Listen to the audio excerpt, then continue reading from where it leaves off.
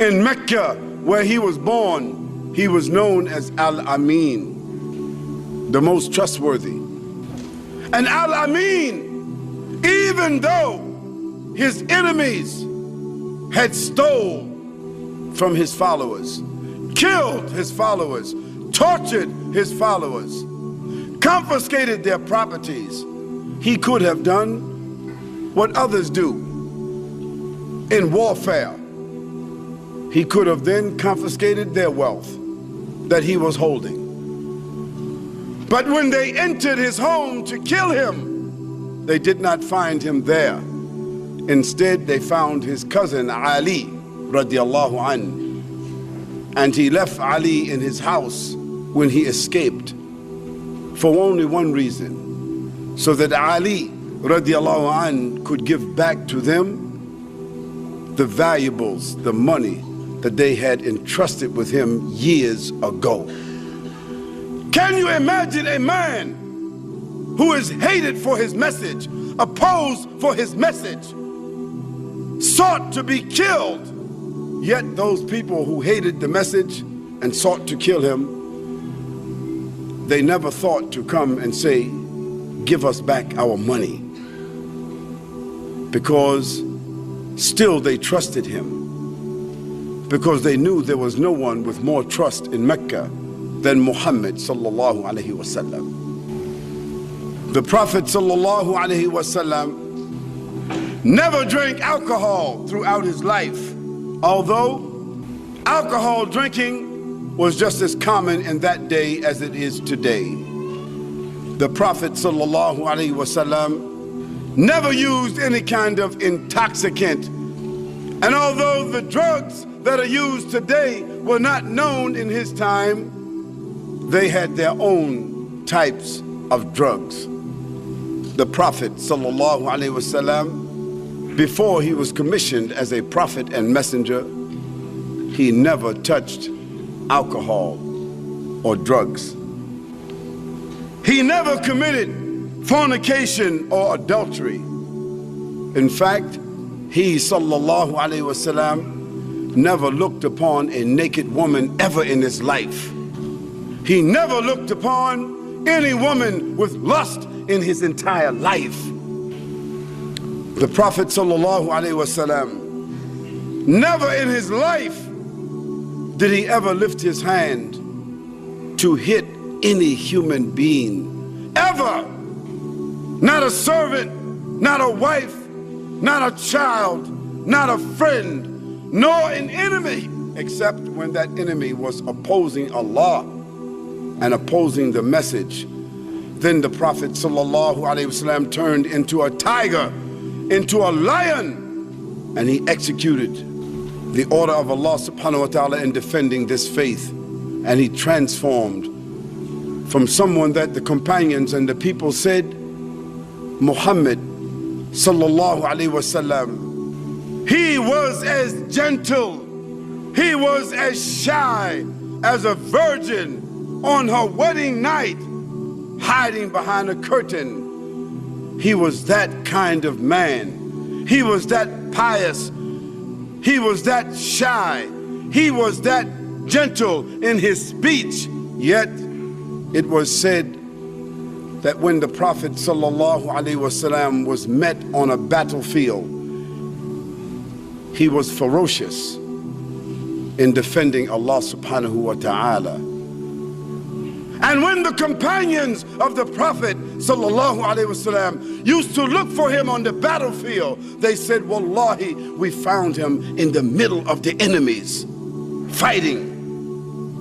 And they said, we used to seek the protection of his person. We used to hide behind the Prophet sallallahu alaihi wasallam on the battlefield. He was such a warrior and statesman on the battlefield, commanding and fighting for the way of Allah subhanahu wa ta'ala. But once he was off the battlefield, his eyes were downcast, and he was speaking softly, and he was gentle, and he was warm, and he was sacred and soft and caring and crying. The Prophet ﷺ never wore silk. He never wore gold. He never dressed arrogantly. He never dressed ostentatiously. He never walked proud, arrogant. He never appeared in front of people like he was a king or an emperor, even when he was the absolute ruler. One could enter a hall like this, and the Prophet ﷺ could be sitting among his companions as you are sitting. And it was common for people to look around and want to think he should be sitting up someplace in a chair on a throne like other leaders. He should be wearing some gown of gold. He should be wearing some kind of crown. He should be a man with people around him serving him. But when they came in and they looked around, it was a common question: who is Muhammad? Where is he? No one could tell who was the Prophet ﷺ among his followers, because his clothes and what he ate and where he chose to sit was never different from the other people. You tell me, name one leader in the world that could compare with that. The Prophet ﷺ never lied. He never lied to his enemies. And he said, the only deception that we have a right to do is during war. He said war is deception, but it didn't mean lying to his enemy. No, it meant not giving the enemy information that could be used logistically against us. But the Prophet ﷺ never lied. He never deceived. Ibn Mas'ud radiallahu an, Ibn Abbas radiallahu an, Abu Huraira radiallahu an, all of those, Zayd ibn Harith radiallahu an, all of those who served the Prophet sallallahu alaihi wasallam, who served him, they said in his entire life, he never said to us, oof. When we did something, he never said, oof. No, he always was gentle, and he was always generous. And when someone asked him for something, he gave everything to them, never caring about himself. And the Prophet ﷺ, he used to sleep on a mat, like that mat on the floor.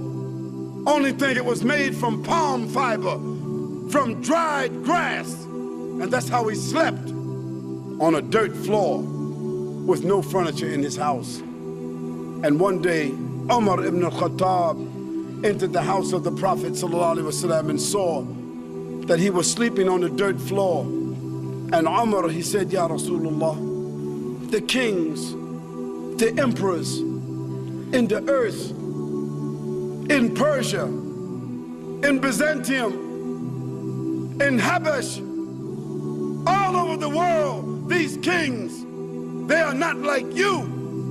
Oh Rasulullah, you can have better than this. And the Prophet dismissed him and said, they have what they have been given, and I have what I have been given. This was a man receiving over the period of 23 years on a daily basis, intermittently, he was receiving the 6,626 verses of the Quran over a period of 23 years. Receiving the revelation. And when it came, they said, his body shook. His body shook. And if someone's hand or leg was under his, it felt as if their hand or their leg was being crushed from the revelation coming down. And the Prophet ﷺ sweated, and his body shivered, so that the fools among the unbelievers said he had epilepsy, because they could not explain what was happening to this man. I told you earlier that Allah subhanahu wa ta'ala said, had he sent this Quran down on a mountain, it would have crushed a mountain. So what do you think it would have done to the heart of a human being? But Allah prepared the Prophet ﷺ as a vessel for it. But when the revelation came down, they could see it. Yet the Prophet ﷺ was also, during the course of that day, feeding the poor, visiting the sick, discharging the army, acting as a statesman, acting as an arbiter, talking to the people, addressing the women, giving out the zakat, sewing his clothes, washing his house, shopping for the food, doing all the things that you and I do, and at night standing in prayer for 4 or 5 hours at a time, and in the day fighting the battles, discharging the armies, giving the ahkam and the rulings, explaining the Quran, instructing the people in behavior. How could a man do all of that and stand 4 or 5 hours at night at one time? The Prophet ﷺ, on one occasion, he went to a place called Ta'if to give his message to those people. Ta'if is a high place, maybe 60 miles, 50 miles from Mecca, and he walked there. And when he arrived there, the nobles of that city sent out the meaner elements, some urchins and bums and destitute people, to throw rocks at the Prophet and spit at him. And he bled, and he cried, and he sat down on the stump of a tree or on a rock, and he was questioning himself, why I was not successful in talking to these people. What is it that I'm doing? I'm inefficient. And Allah subhanahu wa ta'ala sent Jibreel alayhi salam to say to him, O Muhammad, Allah subhanahu wa ta'ala says, Salam alayk. Allah subhanahu wa ta'ala says to you, Salamu alaykum Muhammad. And he has ordered me to command the angels of the mountains on the 2 sides of these people to come together like that and crush those people if you want. The Prophet ﷺ said, no, I don't want that. Let them go. Maybe one day they will be Muslims. Today, Taif is one of the most beautiful places where the flowers grow, where there are no flowers anywhere else. And everyone in Taif today is Muslim.